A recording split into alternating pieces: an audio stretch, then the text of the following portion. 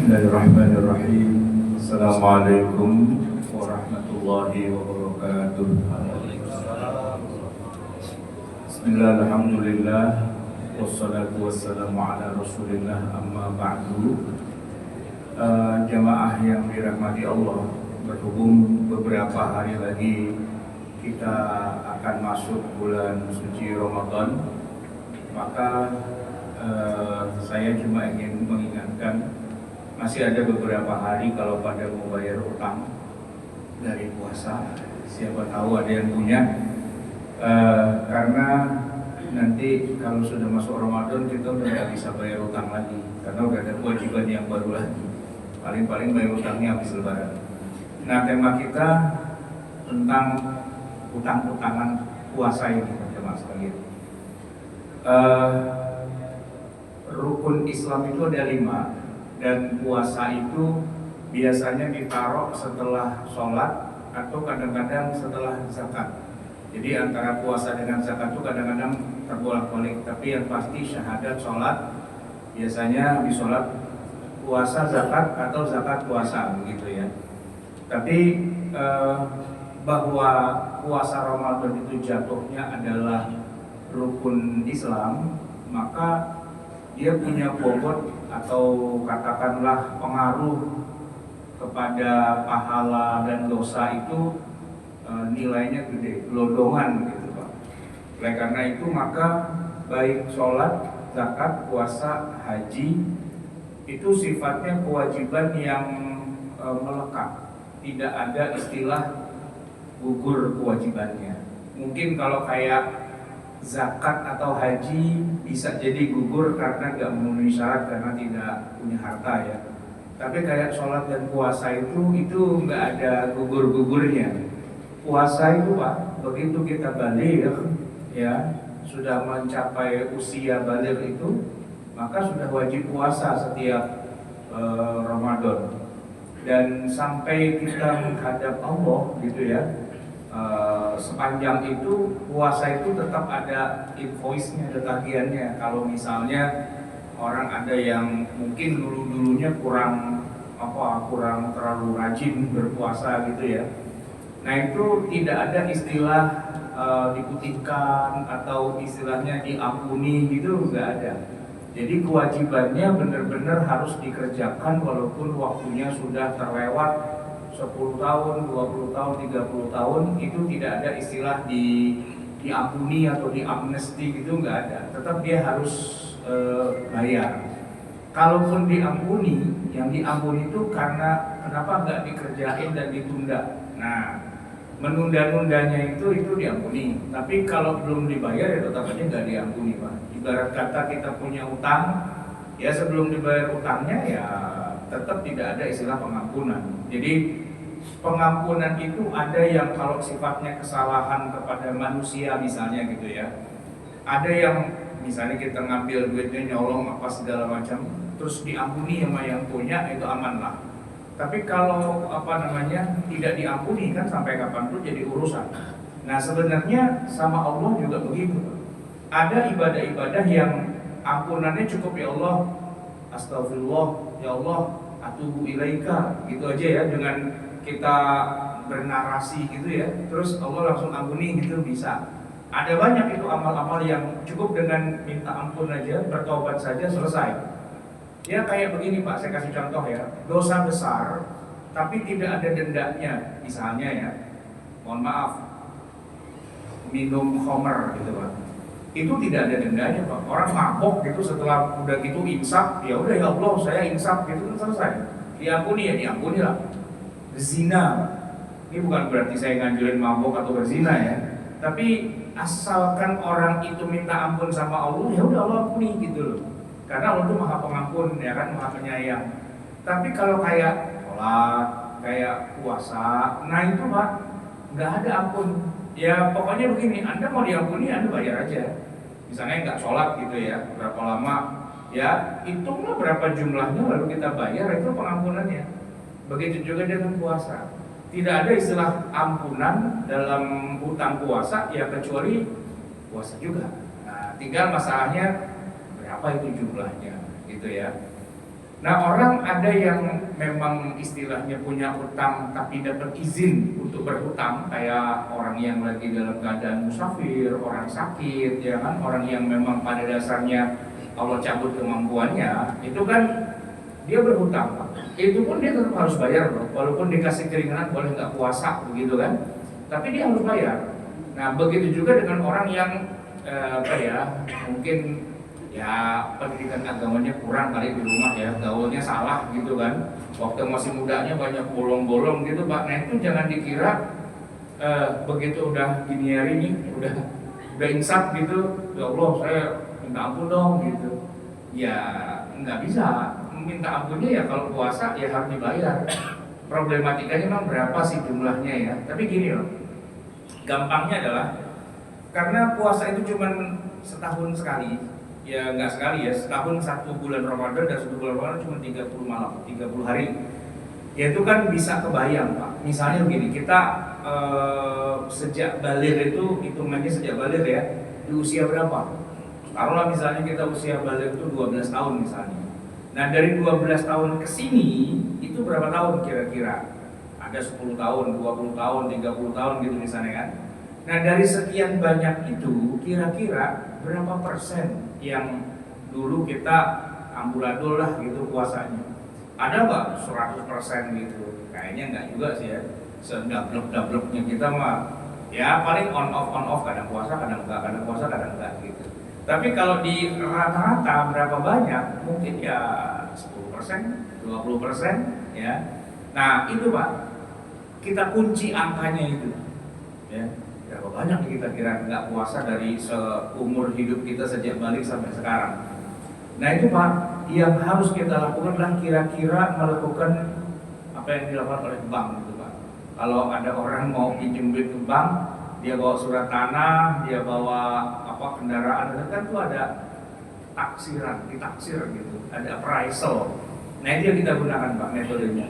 Kira-kira berapa persen yang kita mau pertanggungjawabkan di hadapan Allah gitu. Taruhlah misalnya kita balik itu sampai sekarang udah 30 tahun gitu misalnya Pak. 30 tahun kira-kira berapa persen yang kita siap dipertanggungjawabkan Allah mau kita ganti. Taruhlah misalnya dari 30 tahun itu ada 3 tahun 10%-nya. Pak, 3 tahun itu kita hitung aja, setahun itu 30 hari. 3 tahun berarti 90 hari, ya kan? Nah, 90 hari itu kita niatkan, ya Allah saya mau puasa dengan niat mau saya ganti. Nah, begini Pak tekniknya.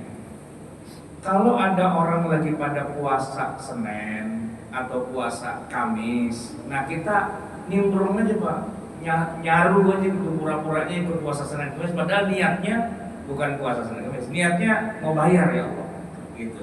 Senin puasa, Kamis puasa, lumayan Pak kalau ada masjid yang ada buka puasanya tuh lumayan, kita bisa nebeng di situ kan. Senin bayar, Kamis bayar, Senin bayar, Kamis bayar. Itu kalau dalam setahun Pak, ada 50 minggu, 52 minggu tepatnya. Nah, kalau seminggu 2 kali setahun itu udah 100 itu Pak. Udah kebayar tuh puasa 3 tahun lamanya, cukup dengan kita melakukan setahun gitu ya sebenarnya. Nah, kenapa saya tekankan hal itu? Karena begini, dosa meninggalkan puasa itu bukan dosa kecil Pak, itu dosa besar. Dia ngalahkan yang model-model tadi minum khamr, zina gitu-gitu Pak. Itu kan minum khamr dosa besar kan, semua kan dosa besar. Tapi kalau ninggalin puasa lebih besar lagi gitu. Karena dia masuk rukun Islam yang nggak boleh dilanggar gitu Pak. Jadi bukan berarti daripada nggak puasa mendingan berzina, ya nggak gitu juga. Tapi maksudnya adalah itu gede loh Pak, ukurannya itu jangan dikira gampang dah, ntar zikir, ntar sedekah, enggak. Itu harus ditebus. Masih mending, ya bukan masih mending zina sih Pak.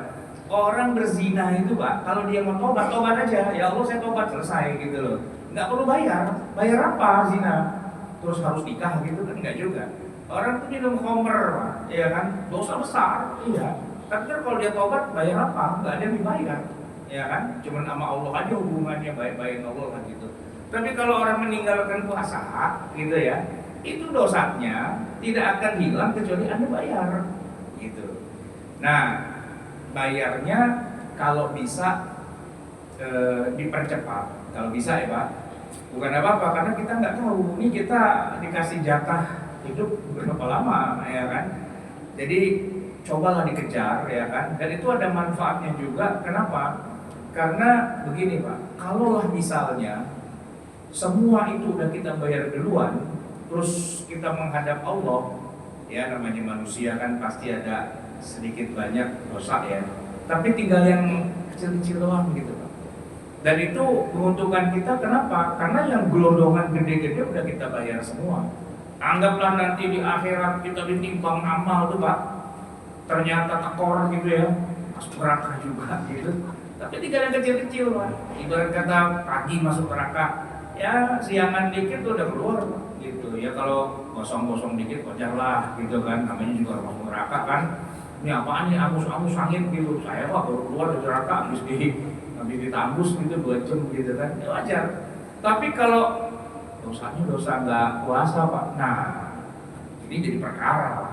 Memang orang yang muslim itu Pak, mati dalam keadaan muslim itu memang dijamin masuk surga. Itu udah jaminan dari Nabi sih. Nabi itu akan menolong gitu. Cuman begini Pak, tergantung dosanya juga. Kalau dosanya banyak gitu, ya keluarnya lama gitu. Kalau dosanya dikit, keluarnya cepat. Nah puasa nih Pak, hitungannya sehari, bisa bertahun-tahun tuh di neraka Pak. Nah kalau 3 tahun, 90 hari, wah banyak lama itu, nggak keluar-keluar. Yang lain udah dipanggil keluar, yang lain keluar, kita masih di situ aja gitu Pak. Nggak enaknya itu Pak, bukan masalah dibakarnya. Nggak enaknya kalau ketemu Firaun, ketemu Namrud, ketemu Dajjal, nggak enak Pak, dicengin. Lo bukan Islam? Iya sih, gitu. Nah nggak keluar-keluar. Itu masalahnya, saya utang puasa banyak banget. Ya, lu bisa juga, dan neraka lama juga, gitu kan. Kalau sampai Firaun bilang begini Pak, mendingan gua ketahuan kafir, gitu kan. Ya, gak enak banget Pak, gitu kan. Islam juga, di neraka gak keluar-keluar juga, mendingan gua jadi orang kafir, kata Firaun. Kesel gitu Pak, mau kita tabok Firaun, gitu kan. Ya, jadi ya mendingan bayarnya sekarang aja, ya kan. Nah, masuk ke teknis sih Pak.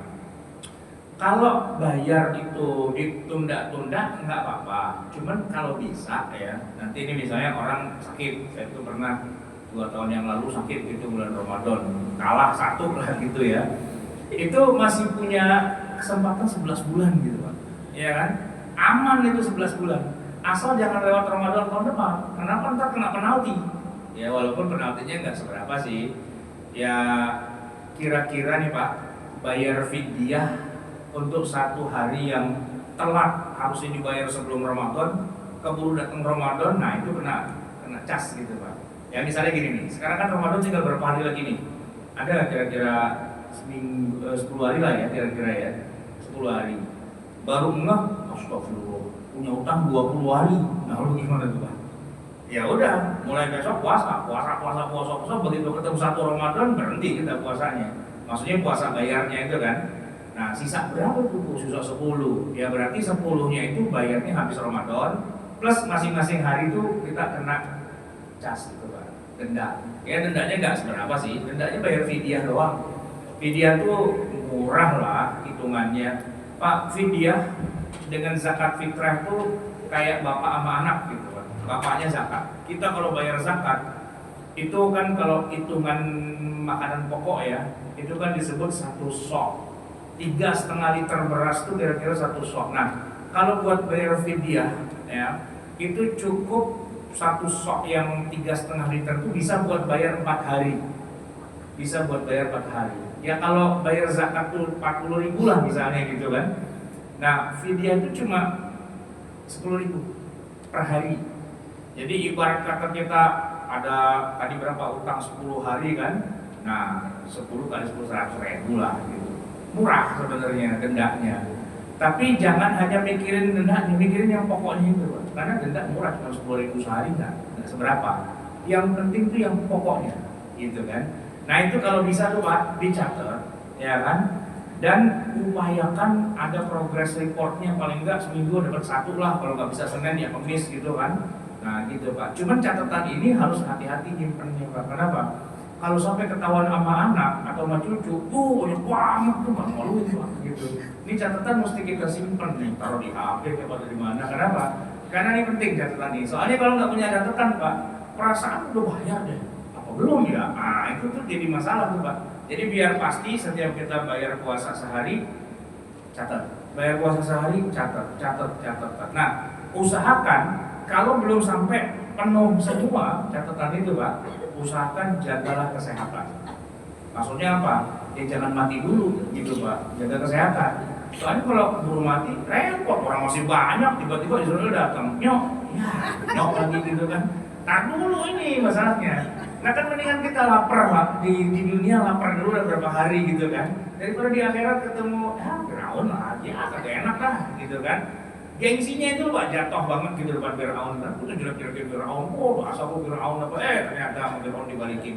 Nah mendingan gue kafir, lu Islam, lu nggak keluar-keluar, nggak enak gitu Pak. Jadi jamaah sekalian, pikirin utang ya, dan itu nggak usah pakai nanya orang. Saya utang berapa ya? Kagak tahu nah, gue punya utang, lu pikirin aja sendiri. Nggak nanya-nanya orang. Nah itu Pak, Ramadan kalau bisa nyambutnya itu utang lunas dulu lah kalau bisa ya. Utang lunas, maka ketemu Ramadan ada kewajiban baru lagi, enak Pak. Soalnya gini, Ramadan kita lagi ngerjain soal puasa, sambil mikirin ya habis Ramadan gue puasa lagi, kenapa utang yang kemarin belum habis katanya gitu. Gak enak banget Pak, coba ya.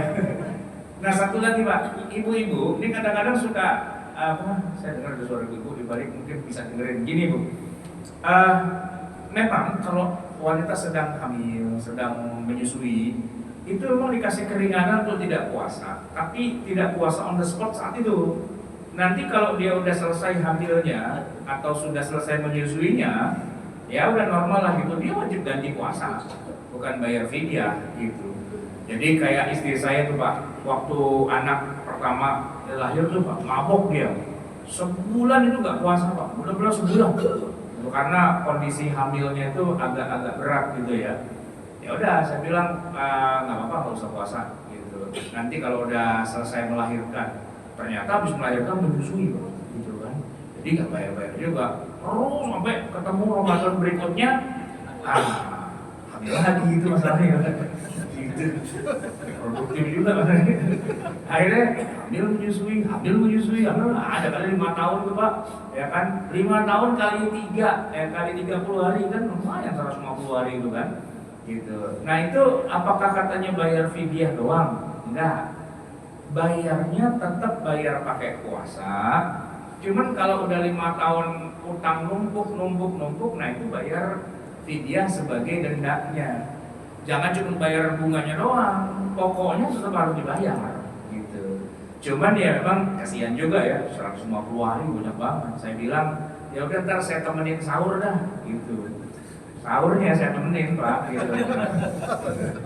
Begitu pagi sarapan saya sarapan, terus lah kok batalin, orang saya temenin sahur doang nggak temenin puasanya. Saya temenin sahur sama saya temenin buka dah gitu ya kan gitu. Dan siangnya dia kelaparan. Ya itu ya mau bilang apa ya kan, walaupun saya ikut andil juga, tapi kan ya ambil dia ya kan. Ya kita bantuin lah gitu. Nah itu Pak, untungnya kalau banyak orang yang pada puasa Senin Kemis, kita bisa nyamar tuh ya kan. Nanti orang lain tuh jadi husnuzon, luar biasa. Istrinya Pak Ustadz nggak pernah tinggal Senin Kemis, luar biasa. Dia nggak tahu kalau itu bayar utang. Baik jemaah sekalian, itu bayar utang ya. Nah yang kedua nih kaitannya dengan Ramadan yang selalu saya ulang-ulang di sini. Jangan lupa Pak, Ramadan itu bukan cuma bulan puasa doang. Ya, dia syahrus siam, iya. Tapi ada istilah syahrul qiyam. Ya, di mana malamnya kita disunahkan untuk bangun. Ini bangun nih Pak, maksudnya bukan bangun melek, bukan melek main gaplek, main kerambol, bukan itu. Dimaksudnya qiyam itu berdiri, itu maksudnya sholat Pak. Ya, sholat malam, qiyamul lail. Ada yang nanya, Ustaz qiyamul lail harus jam 2 malam? Enggak. Qiyamul lail sebagaimana namanya, lail itu artinya malam Pak.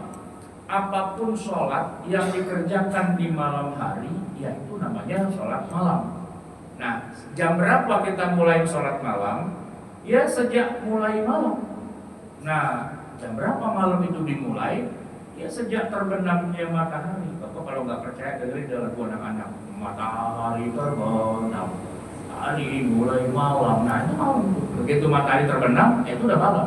Kalau kita sholat maghrib, matahari terbenam, nah itu maghrib itu sholat malam. Ba'diyah atau qobliyah maghrib, ba'diyah maghrib itu sholat malam. Masuk isya, qobliyah isya, ba'diyah isya.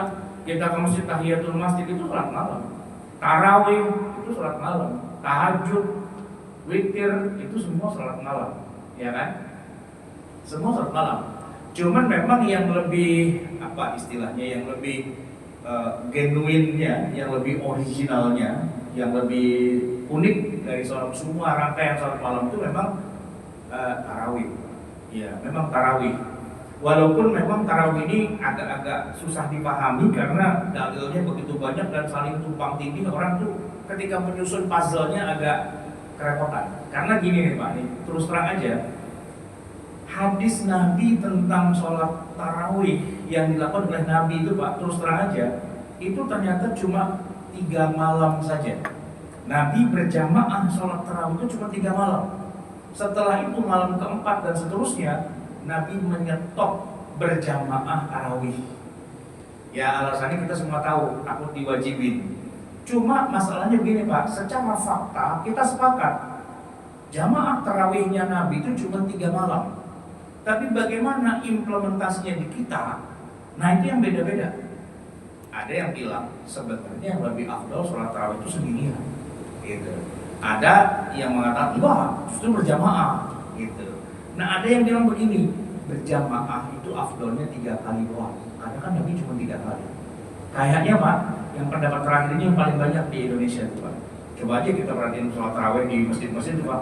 Ramai banget kalau malam pertama, penuh Pak, ya kan? Masjid dalamnya penuh, halaman penuh, jalanan ditutup Pak. Dekat rumah saya itu jalanan udah ditutup. Ada apa nih yang jagain satpam kan? Pak, jamaah berulang katanya sampai ke jalanan. Muter dong saya, muter. Tapi kata satpam tenang aja Pak Ustadz, kan kalau udah 3 hari udah kurang katanya. Oh gitu ya? Iya. Karena orang Indonesia tuh sangat mengamalkan sunnah Nabi. Berjamaah itu cuma 3 malam doang. Gitu boleh jadi. Atau mungkin mereka merasa bahwa Lailatul Qadar itu malam pertama atau kedua atau ketiga. Kayaknya gitu tuh Pak, ya kan? Bukan malam 27. Soalnya kalau malam 27 saya ke masjid kosong Pak. Jangankan jamaah, panitia jadi pulang kampung, imam masjid ini pulang kampung kalau udah malam 27 kan. Yang ramai itu malam pertama, kedua, ketiga. Nah faktanya memang di zaman Nabi itu berjamaahnya Nabi itu cuma 3 malam. Nah cuma begini Pak, kemudian dijelaskan oleh para sahabat, khususnya ketika di zaman Khalifah Umar, bahwa para sahabat yang ikut bersama Nabi di 3 malam itu Pak, kemudian setelah Nabi wafat, mereka kemudian menjalankan salat tarawih berjamaah di masjid setiap malam. Kita baru tahu nih Pak, ini Pak, yang paling pokoknya itu adalah ketika di zaman Nabi kenapa nggak dijalankan berjamaah? Karena takut diwajibkan. Oke, begitu Nabi wafat, takut diwajibkan sudah nggak ada. Maka kembali ke semula, yaitu berjamaah di masjid bersama-sama dengan umat Islam, dan itulah yang dilakukan oleh seluruh sahabat yang ada di masa itu. Dan mereka yang sholat tarawih berjamaah di masa Umar, itulah yang bertarawih di masa Nabi. Karena jaraknya nggak jauh Pak. Itu kan tahun kedua Hijriah, ya tahun kedua, tahun ke-10 Nabi wafat. 2 tahun kemudian Abu Bakar wafat dan berikutnya Umar sudah jadi khalifah. Nah di zaman Umar itu tarawih berjamaah tiap malam di masjid Pak, sampai hari ini, gitu. Nah maka cara kita memahami nas yang ada di dalam hadis itu jangan gerecok nih Pak, jangan improvisasi. Lihatlah bagaimana ekspresi para sahabat ketika mereka ikut bertarawih bersama Nabi, ya kan? Setelah itu dihentikan, setelah itu diadakan lagi, jadi hasilnya tuh yang itu. Nah gitu Pak. Nah ini juga untuk mengoreksi juga beberapa orang yang agak bingung menyusun puzzle. Kan begini Pak, ada sebagian umat Islam yang mengira bahwa salat tarawih itu adalah tahajud. Ya, kalau di bulan Ramadan dikasih nama tarawih, ya kan, kalau di luar Ramadan namanya tahajud. Nah ini agak recok nih Pak nih. Nggak gitu. Tahajud itu ada di dalam bulan Ramadan. Ya seperti di bulan-bulan lainnya, dan itu sudah dikerjakan oleh Nabi sejak awal. Nabi masih di Mekah sudah ada tahajud tiap malam. Mau ada Ramadan, nggak ada Ramadan, Nabi mah tetap tahajud. Sedangkan tarawih itu sholat yang berbeda. Karakternya nih Pak ya. Kalau Nabi tahajud, itu Nabi nggak ngajak-ngajak orang sendiri. Tahu nggak sebabnya kenapa nggak ngajak-ngajak orang? Ya karena Nabi kalau sholat tahajud lama, bisa dia baca Al-Baqarah, Ali Imran, An-Nisa 1 rakaat, ya kan? Maka dia nggak ngajak-ngajak orang tengah malam. Jadi orang sepi, nggak ada orang gitulah. Tapi kalau yang tarawih itu benar-benar Nabi itu orang penuh. Saking penuhnya Masjid Nabawi sampai Nabi khawatir kalau itu diwajibkan, maka diadakan, gitu ya. Nah, yang menarik lagi adalah begini Pak, karena tarawih itu orangnya banyak, Nabi nggak mau orang itu pada kesusahan, makanya dibikinlah sholat itu Pak, pendek-pendek ya. Setelah 2 rakaat salam, lalu Nabi bikin jeda yang panjang gitu. Kemudian setelah itu 2 rakaat salam, jeda lagi yang panjang. Nah, jeda, ada 4 jedanya. Dari situlah para ulama menyebutkan ini sholat apa ya? Kita kasih nama yang paling unik, sholat yang banyak istirahatnya. Jadi jeda itu disebut dengan tarwihah, istirahat. Kalau ada 2, tarwihatani. Nah kalau ada 3, 4 dan seterusnya, tarawih, sholat yang banyak istirahatnya. Itu di masa Nabi. Jadi Pak, secara durasi mulai dari Isya sampai selesai tarawih itu panjang Pak, secara durasi. Artinya argo jalan terus. Tapi secara teknis kita duduk Pak, nggak berdiri, kita istirahat gitu. Bayangin Pak, duduk doang, istirahat, dapat pahala, itu namanya makan gaji buta gitu Pak, gitu. Ya kan? Dibandingkan dengan tahajud, kita tahajud tuh berdiri terus sampai kakinya bengkak. Nah, maka tarawih itu konsep dasarnya tuh kayak gitu. Cuma memang orang sekarang karena nggak tahu ceritanya, tarawih dibikin cepet Pak. Udah bacanya cepet, jedanya juga cepet. Bayangin Pak, kita nih makmum lagi tahiyat akhir, imam udah assalamualaikum warahmatullahi wabarakatuh, Allahu akbar lah. Ini nggak ada tarawihnya nih Pak. Itu berarti sholat bukan tarawih namanya itu, sholat guber-guber waktu gitu ya kan, buru-buru. Harusnya nggak gitu, karena yang dikejar itu adalah lamanya. Nah tapi lamanya dikasih jeda yang banyak. Nih di Mekah Pak, di masa para sahabat ya, orang-orang di Masjidil Haram itu Pak, setelah 2 rakaat salam, tahu nggak kira-kira berapa lama istirahatnya? Mereka tawaf 7 kali Pak. Di antara salam itu ya, di antara 2 sholat itu mereka tawaf 7 kali. Bayangin, tawaf itu jauh Pak, 7 kali kan. Dan selesai baru sholat lagi. 2 rakaat salam, tawaf lagi. 2 rakaat salam, tawaf lagi. Jadi sampai 4 kali tawafnya, kali 7 putaran. Berarti kan durasi istirahat itu lama Pak sebenarnya. Bukan yang buru-buru gitu ya kan. Nah cuman kalau di kita nih Pak, kalau istirahat lama orang pada ribut mau pulang, ayo cepetan gitu Pak. Sebenarnya sudah ada Pak, ada antara Isya dengan tarawih itu sudah ada ceramah, ya kan? Nah sebenarnya sih kalau mau yang bagus bukan antara Isya dan tarawih, antara rakaat tarawih itu ceramah aja, gitu. Bahkan kalau perlu jangan ceramah doang, kasih aja makanan, ada biji salak, ada kolak, ada apa dan sebagainya sambil santai, ya kan? Tarawih teorinya mulai jam 7 pulang setengah 11 Pak. Kelihatannya alim banget, udah setengah 11 kan. Padahal nggak apa-ngapain, duduk mau makan aja, ngobrol-ngobrol gitu Pak. Saya praktekin di rumah juga, saya jadi punya jamaah pengajian, saya bikin begitu. Tarawih itu nggak usah yang panjang-panjang, yang lama-lama, nggak usah. Pendek aja dan istirahatnya banyak. Pokoknya selama kita belum pulang, selama kita masih di area tempat sholat, ya kita udah pahala gitu Pak. Tapi ya kadang-kadang orang nggak suka sih yang kayak gitu, pengennya yang cepat atau sekaligus yang lama. Saya juga pernah yang lama Pak, diundang sama Kang Agim di masjidnya beliau tuh di Cipaku, miskin apa namanya, baru tahu gitu kalau nggak salah ya kan. Berapa Ramadan yang lalu saya datang ke sana Pak, ditanyain gini sama panitia, Pak Ustaz, ini nanti ceramahnya antara sholat Isya dengan tarawih, ya. Oke, nah Pak Ustaz saya mau nanya, nanti habis ceramah Pak Ustaz mau pulang atau mau tarawih? Saya agak bingung juga ya tanya mau pulang mau tarawih. Ya tarawih lah, masa saya ceramah doang terus pulang gitu kan? Oh iya, kirain mau langsung pulang gitu. Enggak, saya ikut tarawih. Baik, udah kan? Sholat isya selesai mau naik nih Pak, mau ceramah. Tanyain lagi yang kedua. Pak Ustaz, nanti ceramah 30 menit, habis itu kan kita tarawih. Pak Ustaz mau pulang atau mau ikut? Ya ikutlah, kenapa saya pulang gitu kan? Oh, kirain mau pulang gitu. Nah, saya ceramah Pak 30 menit, selesai itu jam 8 malam kan. Isya jam 7, sholat isya sampai setengah 8 ceramah sampai jam 8. Begitu jam 8 Pak selesai ceramah, ditanyain lagi, Pak Ustaz, jadi nih buat tarawih gitu. Jadilah, kenapa emang? Enggak boleh gitu. Ya enggak, kirain mau pulang gitu. Saya mikir, kenapa ya dia nyuruh saya pulang mulu gitu kan. Ternyata Pak, tarawihnya 20 rakaat, bacanya sejuz, itu selesai jam 11 kurang seperempat dari jam 8. Dalam hati saya, pantes banget tadi nanyain mulu mau pulang apa enggak. Oh, berarti dia mau ngasih warning ini lama, cuma dia nggak bilang gitu kan.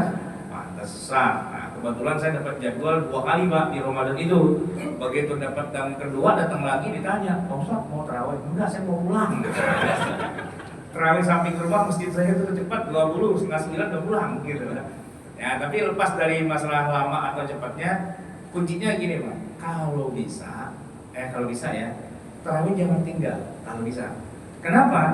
Karena tarawih itu yang unik, yang genuine, yang tidak ada sholat tarawih itu setelah Ramadan Pak. Bapak kalau nggak percaya nanti habis lebaran ya, tanggal 2 Syawal, jajarin Bapak ke masjid Isya.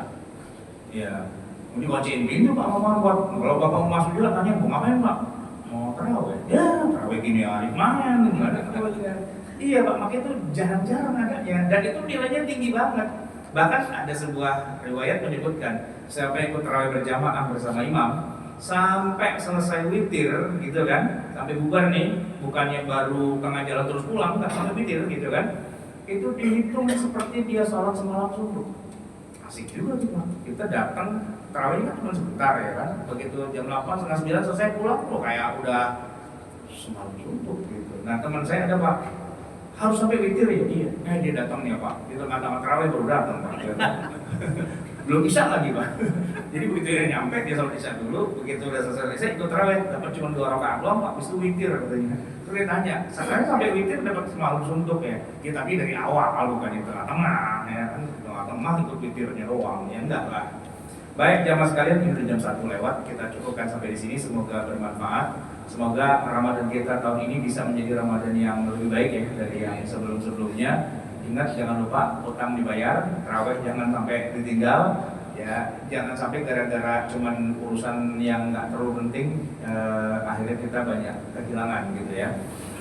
Subhanakallahumma wa bihamdika nasyhadu an la ilaha illa anta nastaghfiruka wa natubu ilaik. Wabillahi taufiq wal hidayah wal afu minkum. Assalamualaikum warahmatullahi wabarakatuh.